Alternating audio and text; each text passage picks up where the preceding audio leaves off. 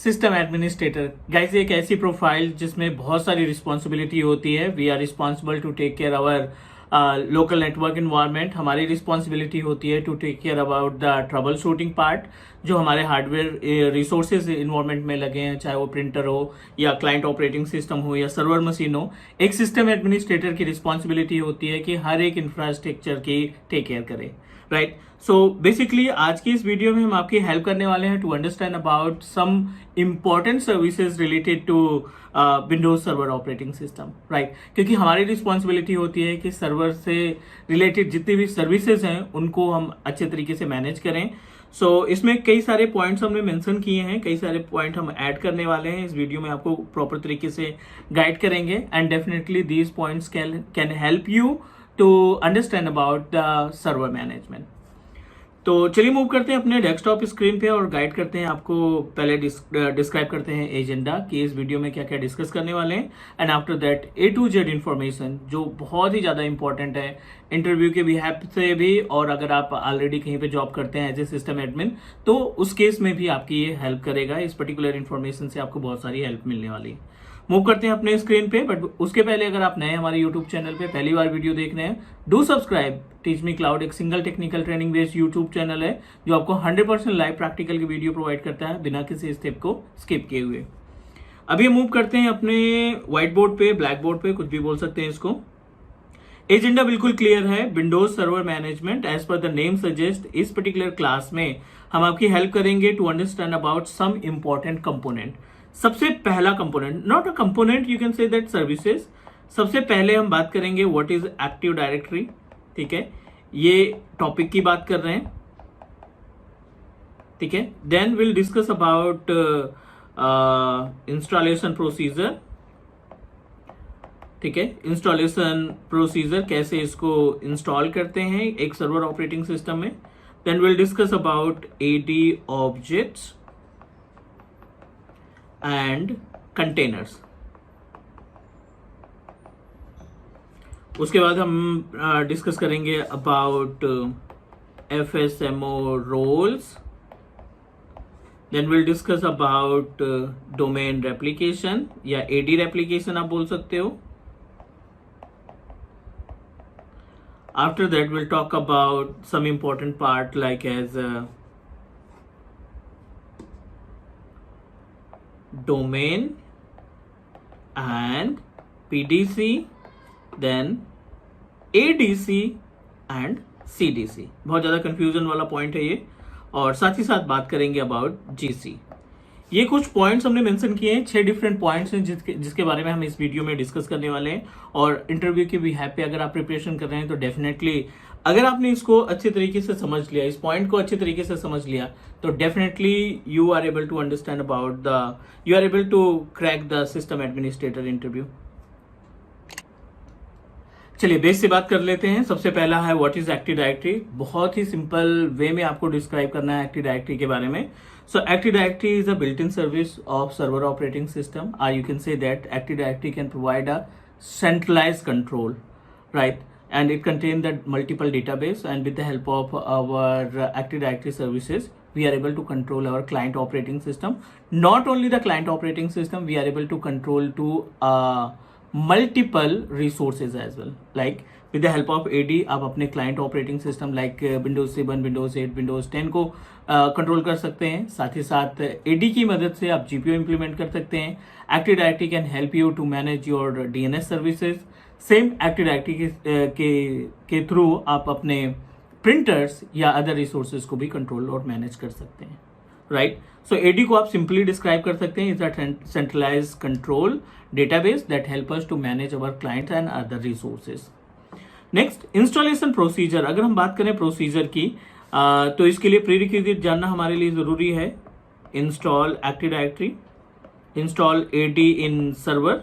Server कोई सा भी हो सकता है, इट मे बी सर्वर 2012, 2016, 2019 या 2022।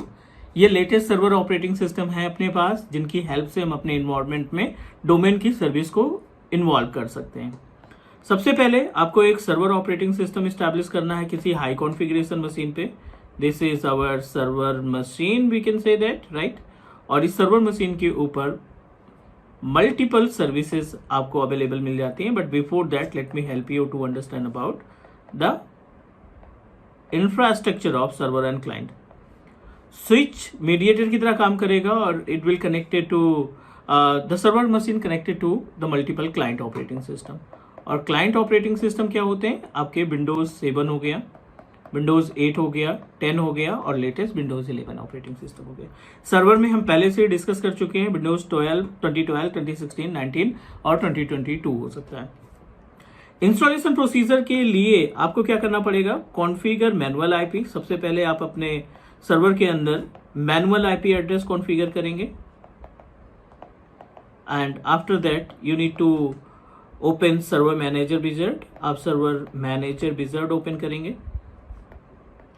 From server manager wizard you need to install ADDS role. ठीक है, ADDS रोल को इंस्टॉल करेंगे. देन रोल इंस्टॉल करने के बाद you should promote the role, promote the ADDS role. ठीक है, ये अपने पास हो गए स्टेप्स. जो स्टेप्स आप इस्तेमाल करेंगे to install the active directory domain services in our server operating system. ठीक है, नंबर 3 है AD ऑब्जेक्ट्स एंड कंटेनर. जब आप एक्टिव डायरेक्टरी इंस्टॉल करते हैं ना, so it's mandatory you need to provide a unique name for your domain controller. मान लीजिए ये आपने डोमेन बनाया और डोमेन का आपने नाम दे दिया class.com. Right, class.com ready to use है और किसी भी इन्वायरमेंट में 2 तरीके से यूजर बनते हैं. एक आपका यूजर बनता है with the help of local user. आप उसको लोकल यूजर बोल सकते हैं. जो लोकल यूजर की रिस्पॉन्सिबिलिटी होती है to open the machine, same machine जिसपे आपने यूजर क्रिएट किया है उसी सिस्टम के ऊपर आप अपने इस यूजर को लॉग इन करा सकते हैं. दूसरा ऑप्शन आपको मिलता है AD यूजर्स. ठीक है, एक्टिव डायरेक्टरी यूजर क्या करता है? आप क्रिएट करेंगे एक्टिव डायरेक्टरी मशीन पे, सर्वर मशीन पे, बट इस यूजर के जरिए आप अपने क्लाइंट ऑपरेटिंग सिस्टम विंडोज 7, 8, 10 को लॉग इन करा पाएंगे.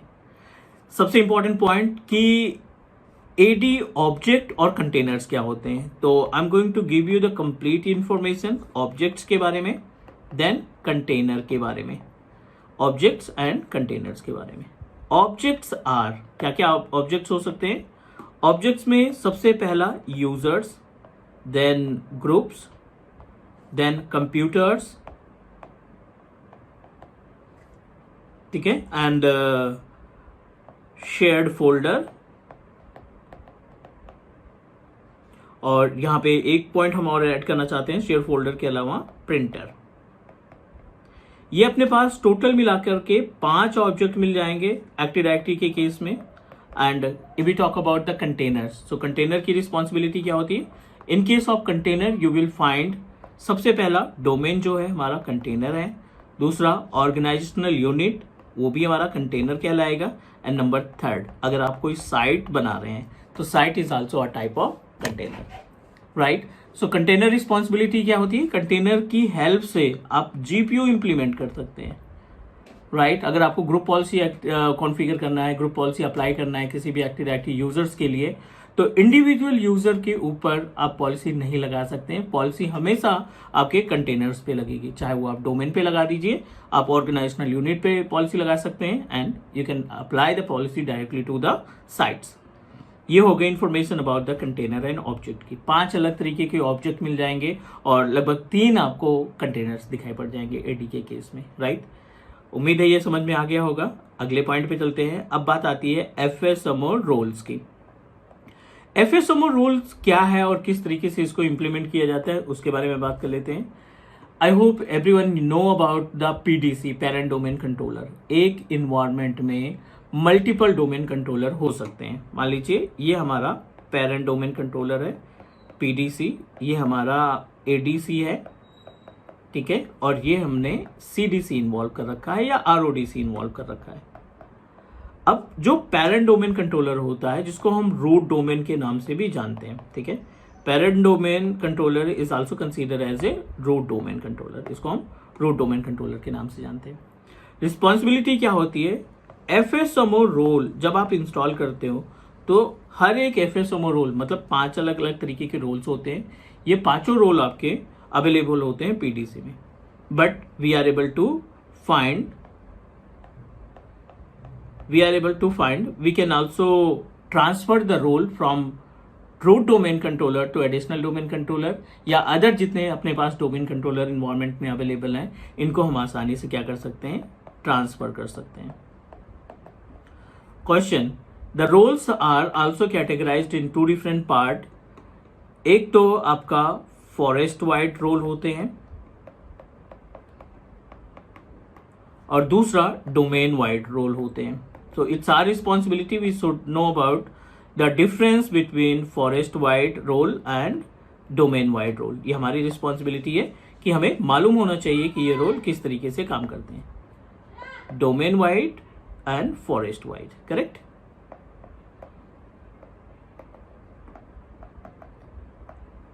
इन the domain wide will find 2 different role. एक होता है स्कीमा मास्टर, दूसरा होता है डोमेन नेमिंग मास्टर. ये जो 2 रोल हैं ये बेसिकली पार्ट है अपने फॉरेस्ट वाइड के. यहीं पे अगर हम बात करें डोमेन वाइड में तो आपको 3 अलग अलग रोल मिल जाएंगे. Number 3, number 4, number 5. Total number of role 5 होते हैं, जिसमें से 2 रोल फॉरेस्ट वाइड और 3 रोल आपके डोमेन वाइड, जिसमें से पीडीसी एमुलेटर,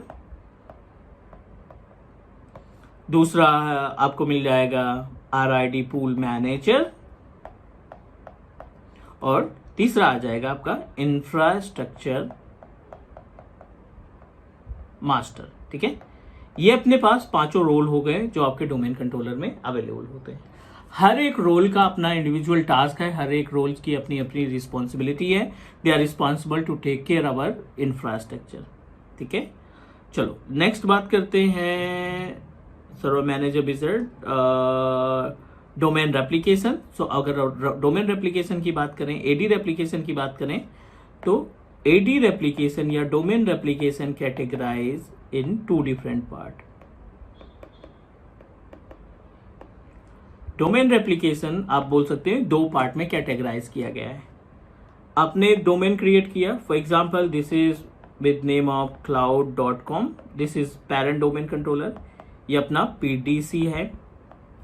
सेम इन्वायरमेंट में आपने एक एडीसी लगाया, this is additional domain controller adc.cloud.com. ठीक है, ये आपका adc.cloud.com इसी डोमेन से जुड़ा हुआ है. जब within the organisation multiple domain आप इन्वॉल्व करते हैं, एक पीडीसी या मल्टीपल बीडीसी या सीडीसी बोल सकते हैं, लाइक adc2.cloud.com. ठीक है, अगर आप मल्टीपल डोमेन इन्वॉल्व करते हैं और हर एक डोमेन आपस में कम्युनिकेट कर रहे हैं, हर एक डोमेन आपस में जुड़े हुए हैं, तो ये आपका कहलाएगा intra site replication. Intra site replication, ठीक है. और इस इंट्रा साइट रेप्लिकेशन को हम 24/7 या लाइव रेप्लिकेशन बोलते हैं. 24/7 या फिर आप बोल सकते हैं ये लाइव रेप्लिकेट करता है. सेकेंड इंपॉर्टेंट पॉइंट, दूसरा होता है अपने पास इंटर साइट रेप्लिकेशन. सो इंटर साइट रेप्लिकेशन क्या होता है, अब आपने इसी से जुड़ी हुई साइट्स तैयार कर ली, राइट, site1.cloud.com. ठीक है, या site2.cloud.com. अगर आपने इससे जुड़े हुए दूसरे डोमेन कंट्रोलर, दूसरी साइट्स बना रखी है, तो ये साइट्स आपके क्या कहलाएंगे, इंटर साइट रेप्लिकेशन कहलाएगा. Intra site and inter site replication. Meaning क्या होती है, इसमें 180 मिनट का गैप आता है रेप्लिकेशन के लिए. जब आप रेप्लिकेशन की बात करते हैं, चीजें आपकी रेप्लिकेट होंगी, बट उसके लिए इसको 180 मिनट यानी अप्रोक्सीमेटली 3 घंटे का टाइम लग जाता है. It's a maximum time, but इतना टाइम आपको वेट करना पड़ सकता है. एंड जो इंटर साइट रेप्लिकेशन है, सॉरी इंट्रा साइट जो रेप्लिकेशन है, वो आपका इमीडिएटली, जिसको हम लाइव रेप्लिकेशन के नाम से जानते हैं. उम्मीद है समझ में आ गया होगा ये कॉन्सेप्ट. आगे बढ़ते हैं हम लोग. PDC and ADC, CDC and GC, इन पे बात कर लेते हैं. जब आप इन्वायरमेंट में पहला डोमेन कंट्रोलर इन्वॉल्व करते हो, मान लीजिए आपने फ्रेश इन्वायरमेंट है ऑर्गेनाइजेशन में और आपने पहला डोमेन इन्वॉल्व किया cloud.com के नाम से, तो पहला जो डोमेन है उसको रूट डोमेन या फिर इसको हम पेरेंट डोमेन कंट्रोलर बोलते हैं, पेरेंट डोमेन कंट्रोलर PDC। इससे जुड़ा हुआ जब आप बैकअप सर्वर क्रिएट करते हो, ठीक है, जब आप इसका बैकअप बनाते हो, सेम जो सर्विसेज यहाँ पे चल रही हैं वो सर्विसेज यहाँ पे चल जाएंगे, AD से रिलेटेड जो ग्रुप पॉलिसी, जो यूजर, जो कंटेनर्स आपने इसमें क्रिएट किया, वो सारी चीजें आपको यहाँ पे मिल जाएगी। एंड ये आपका कहलाएगा ADC, एडिशनल डोमेन कंट्रोलर। एक तरीके से ये क्या होता है, बैकअप ऑफ PDC, ये PDC का बैकअप होता है। नेक्स्ट, अब आपको वर्कलोड डिवाइड करना है, तो वर्कलोड डिवाइड करने के लिए आप क्या इस्तेमाल करेंगे, CDC, जो कि क्या करेंगे, छोटे छोटे ब्रांचेस को हैंडल करने के लिए आप CDC इन्वॉल्व कर सकते हैं। और CDC की रिस्पॉन्सिबिलिटी होती है to manage and take care the backup of not kind of backup, to manage the load balance of your ADC and root domain controller. यहीं पे अब GCP की बात कर लें तो GCP is a service, it's not a server. GC is type of service, ठीक है, GC क्या है, एक तरीके का टाइप ऑफ सर्विस है। The responsibility of GC, the responsibility of global catalogue to take care and to contain the information about the attributes of our users. जो भी उनके यूजर्स के एट्रीब्यूट्स होंगे उन सब की इंफॉर्मेशन हमारे ग्लोबल कैटलॉग के पास स्टोर होगी। This is all about the domain controller services. और अगर आप ये पूरी अच्छे तरीके से समझ लेते हैं तो डेफिनेटली इंटरव्यू के केस में 3 से 4 क्वेश्चन जो आते हैं वो आप आसानी से क्लियर कर पाएंगे। उम्मीद है हर एक स्टेप आपको समझ में आ गया होगा। फिर भी कोई डाउट या कोई क्वेश्चन है, please let me know, drop a comment, definitely will reach your comment and help you to understand. आज के लिए इतना ही, मिलते हैं नेक्स्ट वीडियो में, तब तक के लिए take care, bye bye and do subscribe your own teaching cloud YouTube channel. Bye bye guys.